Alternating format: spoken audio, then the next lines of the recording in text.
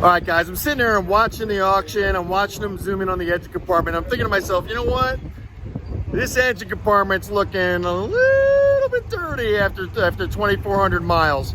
So Peter said, yeah, clean her up. Let's make her beautiful.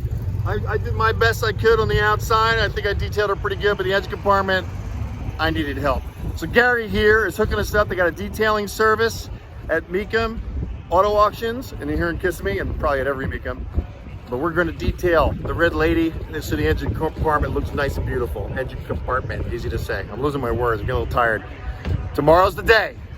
W28 is going to the block with no reserve.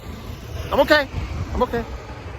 Let's see what happens. In this operation, you're always on the move. They're moving cars, This is the, what is this called, Gary? Oh, it's right here. Go ahead. What's this called? Staging. We're in the staging area. So we had to follow it with his cart, and he's gonna finish the job and clean up, do the oral cleaning, right? He's a dentist. I don't know where I come up with this stuff. That's it. She's gonna sit here until she rolls through. Tomorrow morning. See you guys.